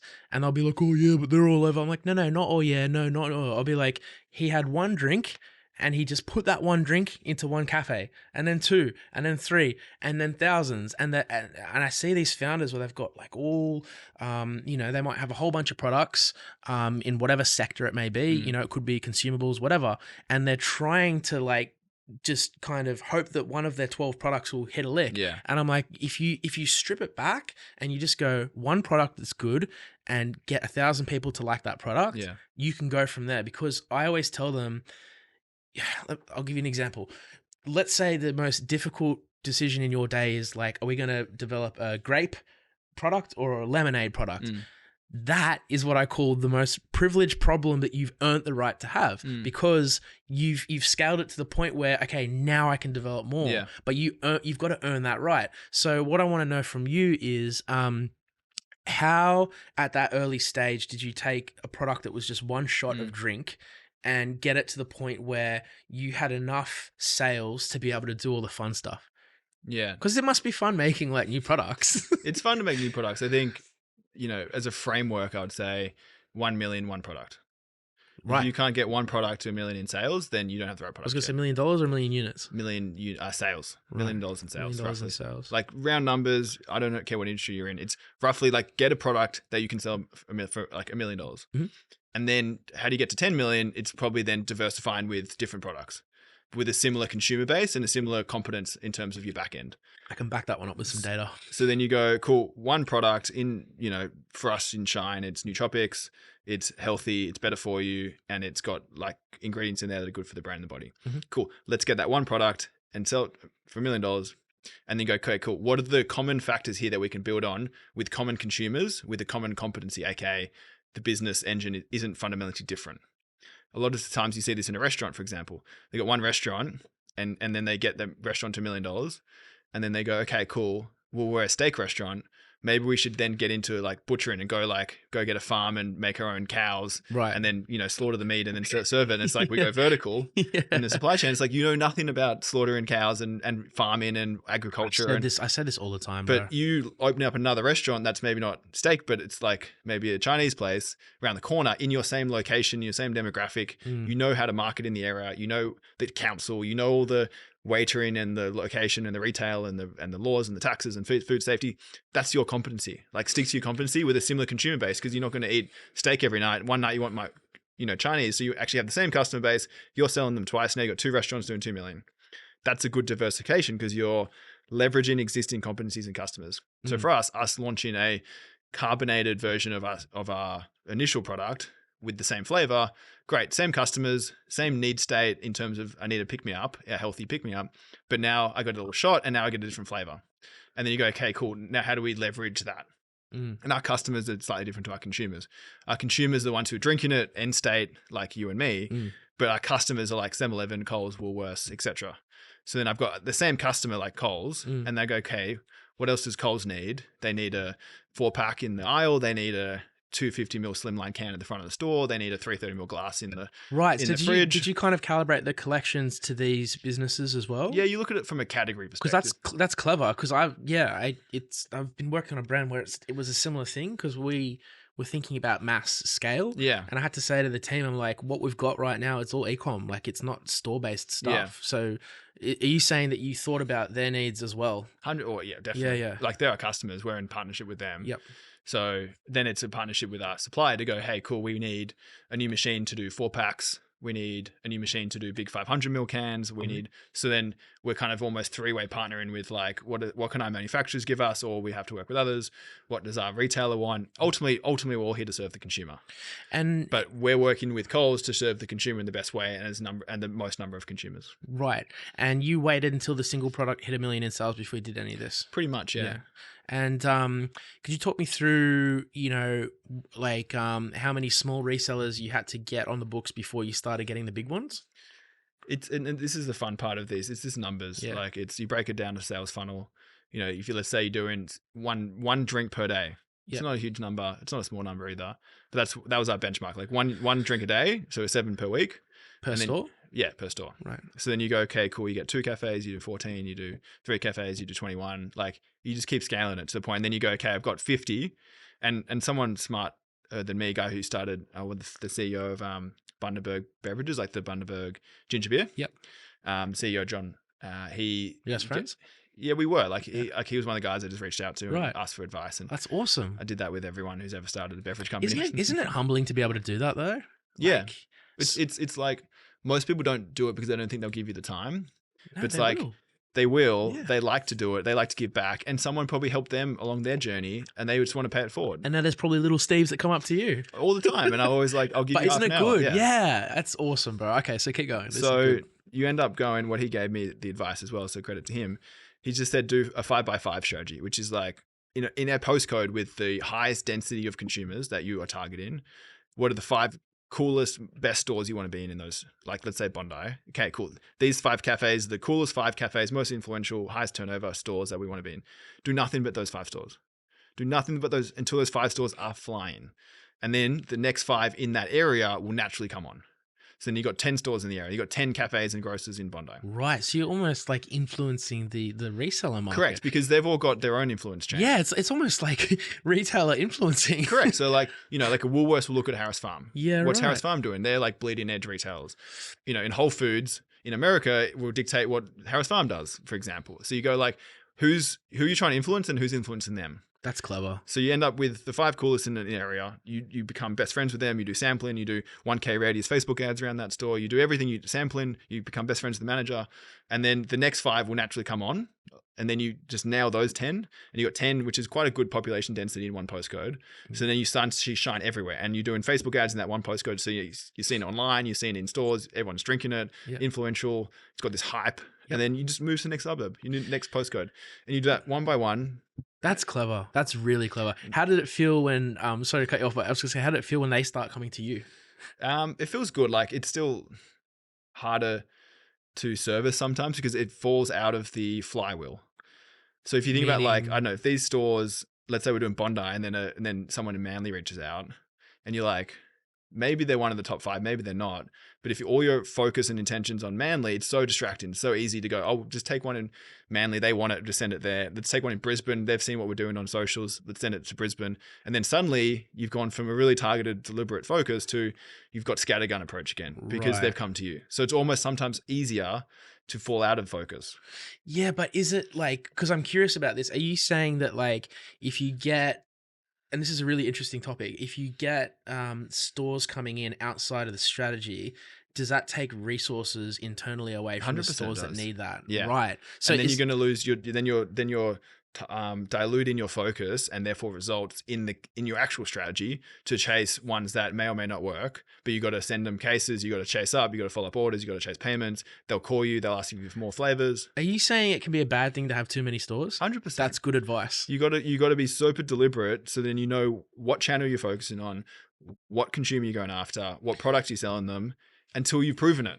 And then you keep scaling it. We had the same thing in our agency where we were like, oh, it'd be so cool to have 100 clients. And we got like 60 and we're like, this is fucked. Yeah. And then and the ones that don't pay you and the ones that ask for late payments. And then we stripped it back to 10, we tripled our revenue. 100%. And we worked half the hours. And profit as well, I imagine. But isn't it funny because in the same way we talked about Facebook at the start of the conversation where it's like it's an ego booster to get 10K downloads, like it's not until you realize the mechanics of how everything works that it's like, wait, what if I could just have half the downloads, 5 times the profit and work half the hours? Yeah. It's better. Yeah. So you're saying that's the same in the beverage business.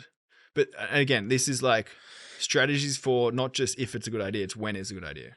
So like when you're starting out, when you're getting your first mass, when you're getting your first million, that's the strategy.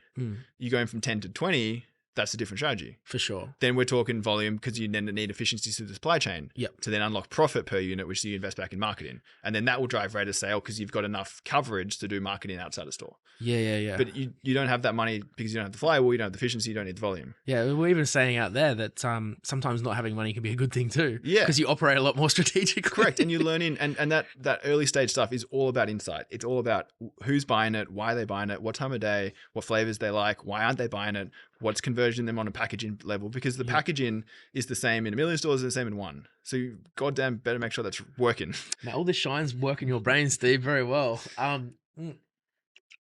Can I ask, and just to the extent you can disclose historically or currently or whatever, like was there a point where you hit your first million sales of the small unit, and like how many sales has it done since then? To the extent you can give any data points on that. I think all Shine since we started it's probably done about 70 or 80 retail like million units. Dollars. So that's probably 50 million units, maybe 40 It's million. incredible. 40 million units. Probably something like that. So you came up with a thing that 40 million people have put inside of themselves. I like that. I like That's awesome. converting it into like actually someone's, let's say, paycheck, and then they take a $5 bill and then they've transferred that $5 to this little thing. And then that's happened like, yeah, but how cool is it? Tens of thousands of times. Can I tell you something as well? This is something I think you don't get enough credit for. A lot of people go into entrepreneurship wanting to like change the world and do better. It's so much easier said than done. And sometimes I'll tell people you got to get the bag before you can make a difference. You have managed to create something that genuinely does help people and make money in the process. That's difficult to do. That's not easy. Yeah. Because a lot of the time, you kind of got to be ruthless in what you do, and you got to get the money and then use that money to have greater social impact. But you've really scaled something that has social impact from the ground up. I think if you despise money, it'll like avoid you. And I think morally wealth creation is possible. And I think if you don't think it's possible, you won't take the morally correct path to generate it. But are you saying you can make money and have morals? Yeah. Yeah. No, I agree. And I think there's a belief out there from people who generally aren't wealthy will say, oh yeah, if you have money, you've done something, you've screwed someone over, you've stolen, you've lied, you've cheated, you've got an unfair advantage, you got lucky, you inherited. It's like, no, like someone just created enough value that you've been willing to pay for it. Yeah. And ultimately it's all about creating value. I've been in e-com and services-based businesses, but like both of those sectors, like we had to earn the right to be able to give back. Yeah. But I think with you, like from the first bottle that's been consumed, it's been designed to help people. Yeah. You know, so like it's on our mission statement. It's like we're here to help. Yeah. What is it? Think, feel, and do better. Rid the world of bad energy. Yeah. Is that a new one? It's ultimately to help people think, feel, and do better, and to rid the world of bad energy. That's a new one. It's probably three years ago. I reckon we came up with that. The first one was think, do better, right? No, we've changed. Think, feel, and do better. Yeah, that's probably been the essence of it. Yeah, it definitely started more as a brain function, nootropic cognition, and now it's evolved a lot more into a better energy. Yep. I think it would have been think better to start with. Now it's very much around holistically giving people the energy to go and shine, to go live their best life. Yeah, I mean, man, having consumed your product from day one, like it's an exceptional product. And when we started it, we did a combination of every time you bought a bottle, we donated a day of drinking water to people. I remember that. And we set a crazy big target going like, we're going to donate 1 million days of drinking water. And then we did that like relatively quickly. We're like, shit, like we need to get a new charity partner. Like, what do we do now? We've hit our goal. These kids have got too much water. I know. One of them's drowning in water bottles. Yeah, we want to leave some kids for the rest of them to save. Yeah, we've saved too many kids. God damn it! I know, right? So and that one, we won some global beverage award for that, and it was pretty cool to like have that impact. But at the end of the day, also that unfortunately it cost a lot of money. Oh, the social impact program? Yeah, and it did. Right. And one, it was slightly detached from what we're trying to do. Our beverage in itself, as you said, does help people. And us to then donate most of the profit we're making, if not all of it, to a program that helped people overseas, we then couldn't sustain any sort of market in Australia. We couldn't sustain any further growth in Australia. And we're looking at these like big checks we're writing every month. And we're like, we probably need to spend this on the business to keep the impact in Australia going and the company to keep growing. So ultimately what I want to do is more of a partnership with mental health. I think for us, it's going like helping people think, feel, and do better. For me is a mindset, is a mental health thing.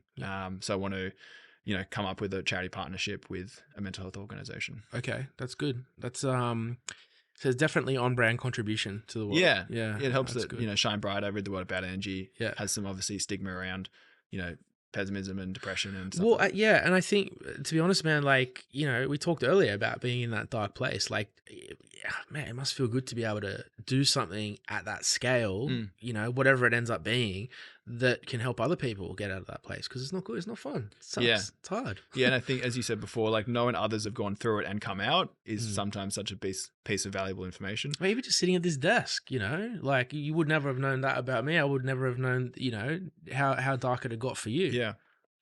And I think what you end up building is the resilience to, handle those darker times. As I said, like less intensely for shorter periods of time, get yourself and that's why ultimately like I go and do Ironman or endurance events or 100K runs. And yeah, man, I swear you're going to be on the moon soon, dude. Every time I see you, you're in a new marathon. Did you see I did the boxing thing? Oh yeah, you did that. Hey? Dude, that was hard. That looked intense. Oh man, there's nothing worse than getting hit in the face every day. Yeah, but it's good it builds analogy. resilience, 100%. And then people you get hit in the face in real life and go, I've I can handle this. I can bounce back. And people say, why are you doing it? I'm like, well, here's what I'm learning from it. How to get hit in the face, how to recover, how to get outside my comfort zone, how to do things I don't like, how to do things that are hard, how to be resilient, how to have tenacity. Like this is all these are things you learn from combat sports. Yeah. And, you know, minus getting punched in the face, similar for what you're doing. I feel like we kind of, maybe you and me and other entrepreneurs drag ourselves through these challenges because it's like you want something that's synonymous with what you do. Yeah. And you want to physically feel what we go through in our lives. And to be fair, like I've probably got a tendency where I'm like, okay, how do I get through this time? And particularly, you know, previous times, it's like, okay, well, alcohol's available. Yeah, that's a tough one. That's a good like place to avoid a difficult day. Is like, I'm just going to unwind with some alcohol. Can we talk about that? Because like how, like, yeah, when you started this, like alcohol avoidance was a big part of your mantra. I don't know if that's the right word for it. Or philosophy or lifestyle. I didn't drink alcohol for 3-4 years there. Correct. Like 100% didn't drink it. And then, you know, rarely drink now. I'm on a health kick at the moment. I don't drink at all. But, you know, I'll go through 75 hard or I'll do just stuff like that sometimes with no alcohol. But it changed my relationship with alcohol massively from like just being a school kid and sports and, you know, one of the fellas is going out for beers and getting drunk all the time. And then that into corporate PwC and thinking there was some marketing relation between success and alcohol. Yeah, that's, I found, and I don't know your views on this, but I found there was a really, I don't know if dangerous is the right word, but a really unhealthy dynamic in the corporate world with alcohol where it's 100%. Like, it's, so for me and you, right? And I'll just speak for me. I can't speak for you. You can go after me. But for me, it's a rare thing, and it's a thing that's a reward, and it's a thing that is only to be done with people that I like. It's never to be done if I'm sad, it's never to be done if I'm bored, and it's definitely never to be done with people that I don't like, because I don't hang out with people I don't like anyway. I'm definitely not gonna fucking drink with them. I found in the corporate world, you know, for me, it might be once every 3 to 6 months. In the corporate, it was every fucking week, and it was Thursday and Friday, and it was mandatory. Night, and it was mandatory, and it was with people you don't like. Did you see that same thing? Yeah, and I would say people drink, you know, to socially lubricate a conversation because they feel uneasy, they feel uncomfortable, and then they use alcohol to, and it works, so it's effective. Why not do it? Like, for sure. And I think it's a short-term Band-Aid. There's probably a better conversation to have internally to go, why do I feel uncomfortable in social situations? How do I get more okay with it? How do I be more comfortable in my own skin to have the conversations and the depth of conversation that I'd actually enjoy having? Or just don't go. Like, if you're not going to enjoy it. But how good is it sometimes just not going to some shit? And I had this thought once where I was like, I was thinking about with sweets and sugar and stuff. And it's like, you sit at home, you know, like movie or something like that, or like you just like after a Friday night or a Saturday night and you're like, I don't want to go out. So you just like, let's just have a bag of Maltesers watching a movie. And it's like, life is sweet enough. Like, if you need a bag of sugar to make it sweeter, like, change the movie. Spoken like a true Shine founder, Steve. change the environment, you know, like make your environment light you up. Instead of you going to alcohol or sugars or whatever it is, drugs, to avoid the fact that it's not lining you up. I'll give you a perfect example. Like, I went out for beers with Blake the other day, but we hadn't seen each other in 3 months. Literally just sat there just drinking beers, talking business. He hadn't drank for about 2 months. He was working his ass off on the business. And we said to each other, we're like, this is good because we earned it. We're in good company. We're talking about cool things. You know, it's all right to have a drink on occasion, but it was just the occasion where it was like, it felt like it was a reward for hard work. It was a one-off, and then we just got straight back to the grind the next day on the weekend. You know, and I think alcohol, to your point, it maybe exaggerates a moment in time, or because it gives you dopamine. So I think if we grind ourselves so hard and we trying to force us or teach ourselves behavior, like an animal too, like if you give dopamine at the end of a behavior you're trying to teach, it remembers the behavior to do it again. So if you work really hard and then give yourself at the end of a really good behavior a positive reward stimulant in the form of dopamine, then you're more likely to do it. If you starve yourself of dopamine forever and you never actually have the release of it, then your body over time is going to go change the behavior. What's your view on dopamine detoxing versus dopamine cycling? Because I call myself, I have ADHD in case you haven't noticed over the past fucking decade. But I've learned dopamine management is really important with the condition that I have, because it is something that someone with my thing craves. So I've had to learn to deprive myself of it and drip feed healthy amounts, you know, as required in a healthy manner. a lot of if you people, don't give it to yourself at all, you'll go crazy and you do something 100%. stupid to I'll get go it. mental. Yeah. And the shadow, Carl Jung's shadow will break out and you'll... That's shit up at school. Like, I do something wild. Like, Exactly. yeah. So you got to give it to yourself. You It's need like to... letting the steam out. Yeah, a little bit. And I think, and rewarding good behavior to that point. It's going, how do I trigger dopamine in a way that rewards positive behavior? That's going to keep me further progressing on my goals, more motivated, more energized, etc. How do you manage yours? I think I try and avoid things that are like artificially stimulated. So like social media, just stupid videos, entertainment. Yeah. TikTok, I assume you're not on TikTok? No, I don't have a TikTok. That's Like the I just worst. reshare the Shine stuff. But Yeah. news, I don't watch any news. You're the third entrepreneur this week that's come in here and said that. Did you know that? Yeah, interesting. Yeah. And then like for me, I just don't need that one stimulation because it's all fear based. Mm. Two, I don't need that like waste of time from an entertainment perspective. Mm. And then three, it's ultimately like generally negative thoughts that I'm like, oh, is the world really this bad? Yeah. True. And I'm like, True. I'd rather just use my mental capacity to think about positive things or ideas or problem solving or my own internal stuff or what's coming up for me. Yeah. So like social media, I try and avoid all watching like the videos, like the TikTok reels and stuff like that. Yeah. I'll very deliberately do that for a short period of time and that's it. And only when it's like motivational stuff or quotes and stuff that kind of, again, fuel my cycle to the positive. Then, you know, I'd say video games, I've avoided that. Yeah. Alcohol, generally avoided that. What do you reckon? Alcohol like once every like 3 months, something like that? 4, 6? At the moment, it's probably 6 weeks, zero alcohol. But prior to that, you know, probably like a wine at home. Yeah. You know, and to your point, like with really good company, Yeah. in a really nice environment. That's important, man. Yeah. And it's just like that little downtime with like the right people to kind of enjoy and reward instead of just like doing it just as boredom or just to escape avoidance of fear. Bro, the worst thing I ever did was drinking when I was not feeling good. Like it was, I look back and I'm so shocked that I did it. Yeah. Because it's like if there's a little fire here, you're like, I know what to do to fix this. You pour a can of gasoline on it. Yeah. It's so bad, man. Like it's so dangerous. Yeah. And alcohol will make you more anxious for days following. That's like, so true. Scientifically proven. That's so true. So it's like you're feeling anxious about something, you drinking will avoid it short term, but then it'll actually make you more anxious for the following 3 days. Yeah, man. Can I give you another good reason? Like, if we can just go on the topic of drugs for a minute here, like, I don't do coke for the reason that when I see people that do that drug, they become talkative, they become ambitious, they become confident, they've got all these ideas and they want to tell you about their ideas. And the next morning they're going to get up and they're going to start it. It's going to be the best thing ever. And they get shocked why I don't want to participate. Like, oh, come on, man, where's your... I'm like, number one, I've got ADD, so that would calm me down anyway, so I don't need that. And I say, number two, all of this ambitious stuff you're talking about, I do that anyway. Yeah. I don't need drugs to come up with a business idea. Yeah. If I come up with one, it'll be done tomorrow. Like, and I'll be feeling fresh. And I'll feel great. And I'm like, I don't need drugs for confidence. I already have confidence. I don't need, like, I feel, I'd be keen to get your thought on this. Like, maybe people who smash that too much, maybe like they're missing that, the confidence, the enthusiasm that we get out of other stuff. Like, do you think people are plugging holes with that drug? For sure. And it's, again, they're just searching for dopamine. And I think, you know, this is why the monks will go and live in the mountains in a monastery. Have you done that? I've been to a monastery in the mountains. Yeah? Have you done that monk experience though? Not like fully committed monk. I've lived the monk mode. The monks, bro. But they do this because ultimately they remove every other ability to spike dopamine. So then when they perfectly sweep leaves into a pile. Yeah. That's their dopamine. The most beautiful pile you've ever seen. And they get a little brush of wind. Instead of TikTok, they'll rake a couple of leaves. Oh man, it's so pretty.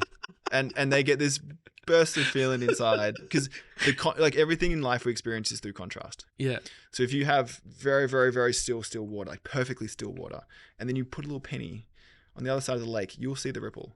And it'll be beautiful. And that's like raking the sweeping the leaves. Yeah, you don't want to rape the leaves, Steve.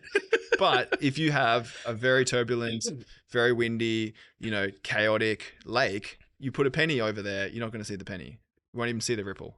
Yeah, right. So it's like our lives, that's like our mind, that's like our world. You create an environment of calm so that you can appreciate the ripples. 100%. Yeah, and those ripples are all around us. The light sparkling off the back of your eyes. Oh, thank you, Steve.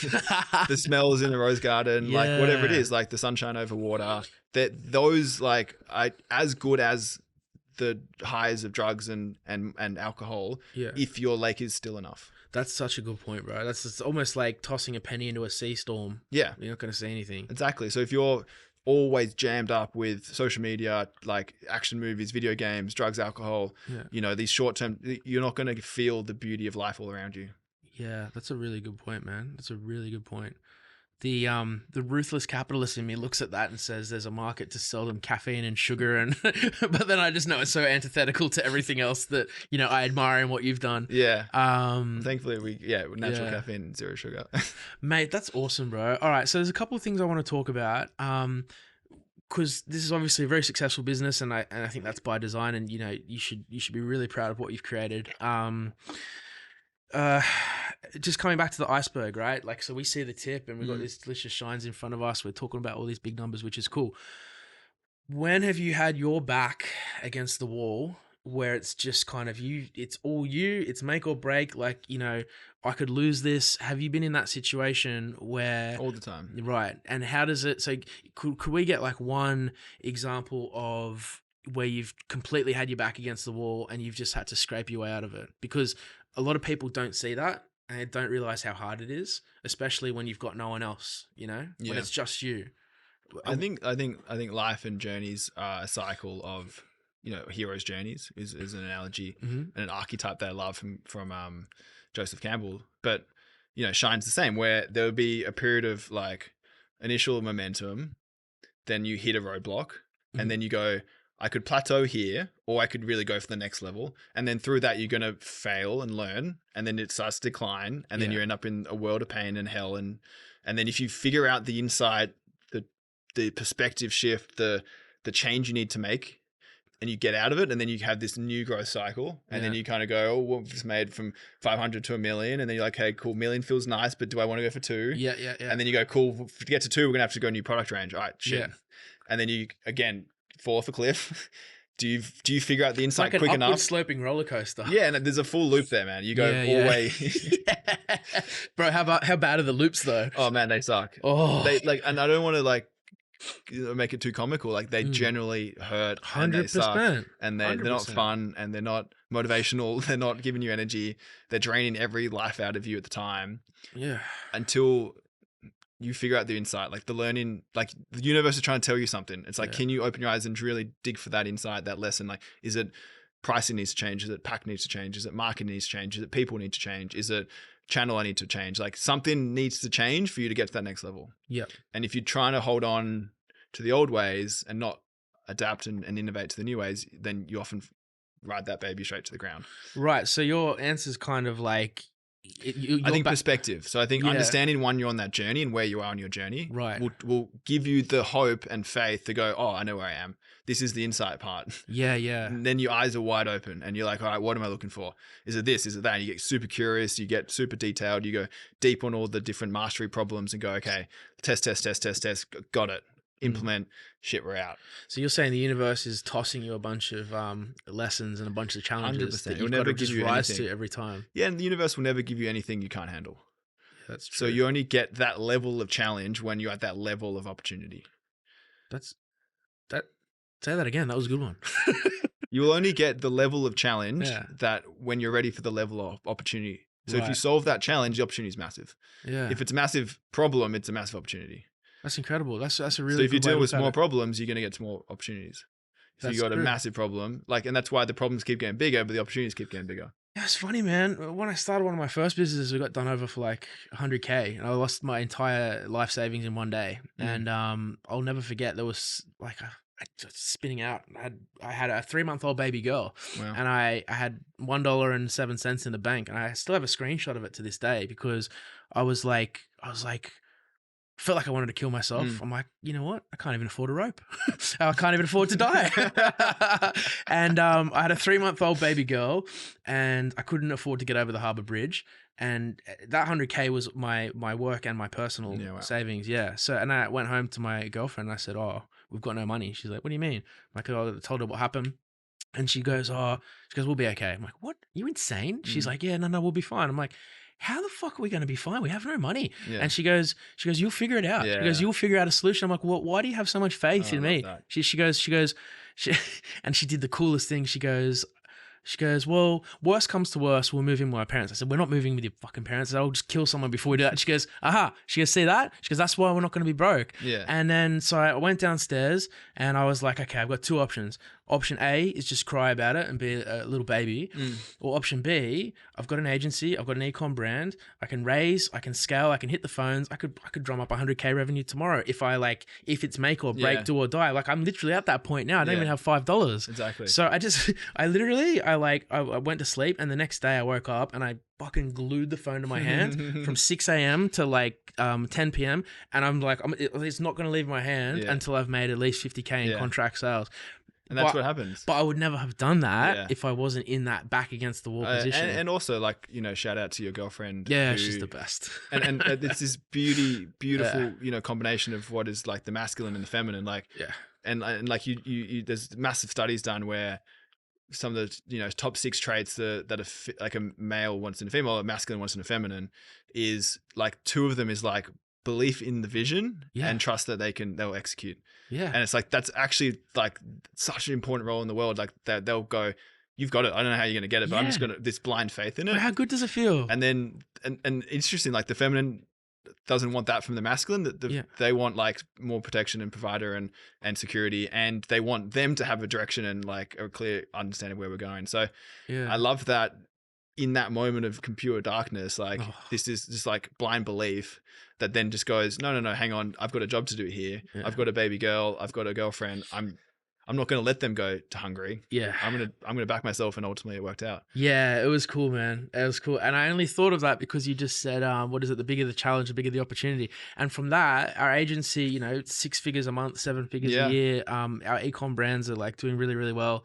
I don't want to say it wouldn't have happened otherwise, but it definitely fast tracked. Yeah. And sometimes you get forced to look at these things, and sometimes forced opportunity. Yeah. And intuition, you know, rarely yells. It usually like whispers. Yeah. So if you listen to it early enough, you can maybe not get to the smack in face in reality. Yeah, and man, you can course correct earlier. It's weird because hindsight's everything, right? And part of me even wants to go back and thank the dude because I'm like, mate, 10x everything because of this crime. Yeah, exactly. You know, exactly. So.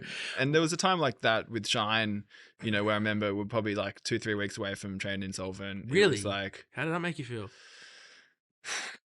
Just brought up all this stuff, man. It was scary. It was brink of destruction. It was everything I'd ever backed myself. You know, I'd had a public failure when I was younger. I was like, fuck, I'm going for a second one. Like this is, and you know, in hindsight, it probably wasn't as bad I felt at the time, but all the doors were closed. Everything was kind of. Is this when you were doing a raise?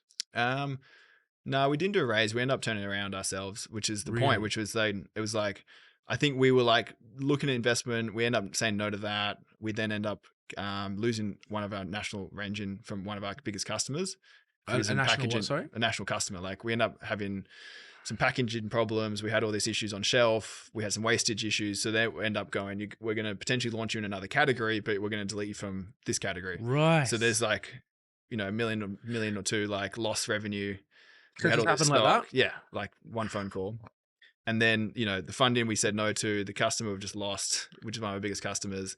We're already pretty lean because we're always like doubling down on marketing and growth and people. We're always investing ahead of the curve. Yep. So if that curve doesn't come, like there's a fucking big alligator gap pretty quickly. So you were at the point where, because that's whether you believe it or not, it's your creation, you know, it's your baby.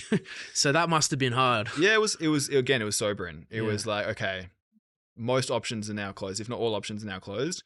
Go inward, like, and then ultimately what I came up with is like 10-part profitability plan. Yeah. It was like 1, 2, 3, 4, 5, like the basics, fundamentals plus some magic. Yeah. And then executed all 10 things, and we went from like losing a bunch of money to making a bunch of money.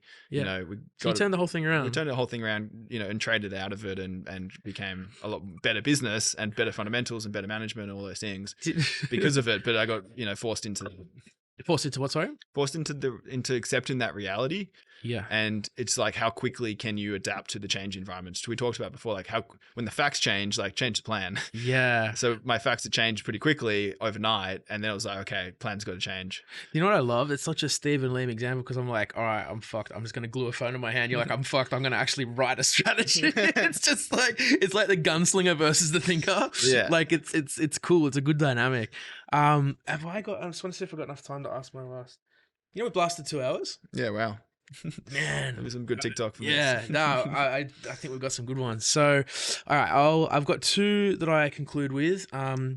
One's short form, one you can take as long as you want. So the short one is like for people who are starting out, don't have the confidence, dipping in and out of the dark place, which is usually where most entrepreneurs start. Like, what's your best advice to kind of, I'm just going to say, just to motivate those type of people? Because it's hard. How would you motivate someone to kind of keep going when it seems like it's just not going to work?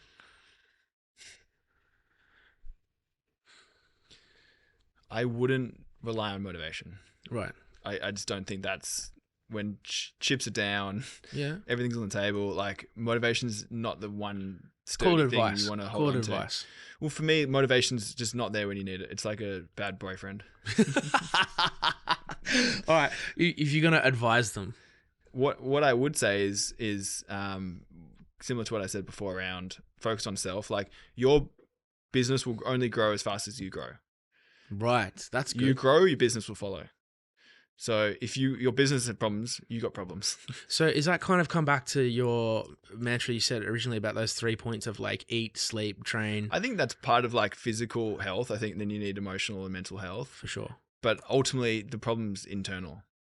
Yeah. So you think focus on the person before you can focus on the business? If you think about ultimately the idea came from inside, right? Yep. So the solution will come from inside as well. That's good. That's really good. So ultimately something you're not doing or not seeing is causing this problem. So then ultimately you got to go and find what the problem might be. And ultimately, if you're the entrepreneur, like you're the one that's got to find it. Don't outsource the problem solving. It's the only one who's going to see every type of perspective is you. You can go ask for advice. You can go and ask for mentorship and you can read books and podcasts and you got to do all of that. But if you're not willing to listen to the lesson and actually apply it, then there's no point asking any questions. Say that first one that you said again.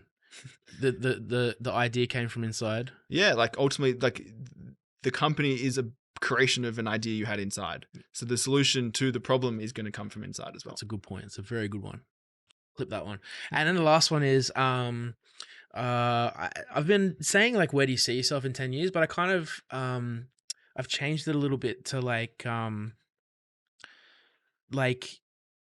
yeah, I guess, what do you want to be doing in 10 years from now? The ultimate success for me is doing what I love with people that I love. Awesome. And for me, I love entrepreneurship. I love health and fitness. I love endurance. I love learning new things. I love philosophy. I love new experiences. So like if I'm doing that with people I love, friends, family, mate, that's success. And you reckon you're going to do this forever? Yeah, I'm gonna play forever. Are you sure you don't want to retire, man? You can sit on a beach, you can drink a cocktail. Yeah, and that's what fun for a day, maybe 5. After that, it's sad. You want to be sitting by yourself, tanned and fucking burnt. I'm taking the piss. I know you would never do that. I know, but I think a lot of people like that's their vision for success. It's like margaritas on the beach. It's like, okay, play that out for 10 days in a row. Like, do it. You think I can sit still on a beach? Exactly, and it's not that expensive to try that live. No. You know, like go to Bali and just literally just drink margaritas on the beach for 10 days. After 11 days, you're getting the hell out of there. I can't holiday for more than 2 days. Yeah. So, mate, 2 hours has blasted by. I can't thank you enough for this. I think we got more than we bargained for. And thanks for having me. To be honest, man, I think we should do it again. Part 2. Thanks, Thank bro. You, Steve. Cheers. Thank you.